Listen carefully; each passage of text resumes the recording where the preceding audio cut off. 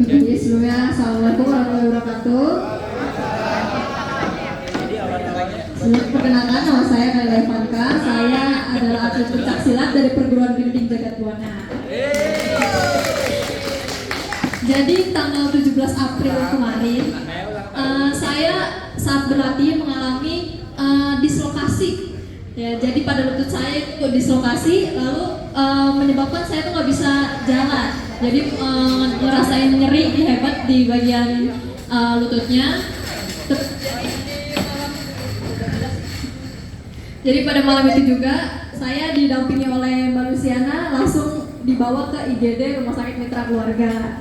Betul. Jadi sebelumnya juga saya sebenarnya tenang-tenang aja walaupun saya ngerasa sakit karena yang nggak tenang itu orang tua di rumah. Aduh gimana ini di rumah sakit nanti bayarnya gimana gitu. Karena sebelumnya saya sudah tahu bahwa kalau bisa saya ini iuran sudah tercover sama BPJS Ketenagakerjaan. Jadi saya sih tenang aja, jadi orang tua di rumah itu belum tahu gimana nanti anaknya gimana udah di rumah sakit atau gimana itu belum.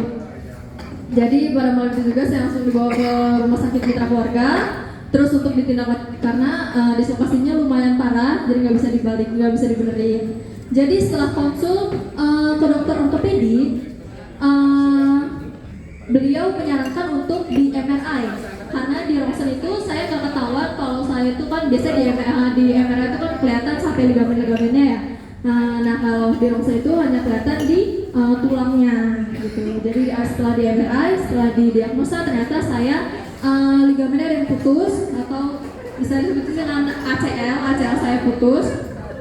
Jadi di tanggal 24-nya setelah diagnosa tersebut itu saya dioperasi dan ternyata operasinya itu lumayan besar ya, seperti yang ibu dan bapak tahu operasi itu lumayan ya harganya. Saya waktu itu sempat ngeliat rinciannya itu hampir menyentuh 300 juta rupiah gitu.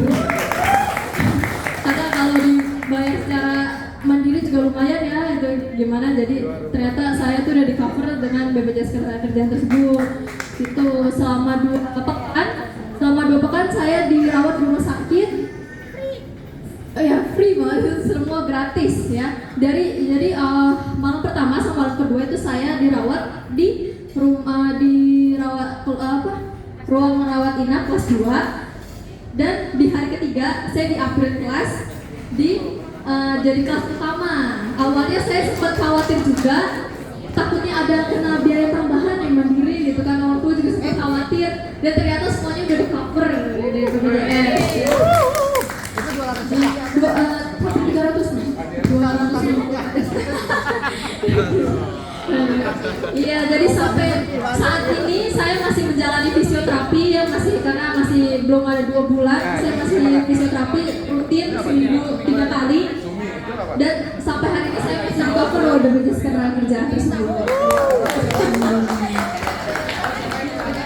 Baik, Mbak Kaina, terima kasih banyak testimoninya mengenai manfaat BPJS Ketenagakerjaan. Jadi Bapak Ibu, sudah ada di sekitar kita bukti langsung bahwa ikut BPJS Ketenagakerjaan sangat penting bagi perlindungan atlet.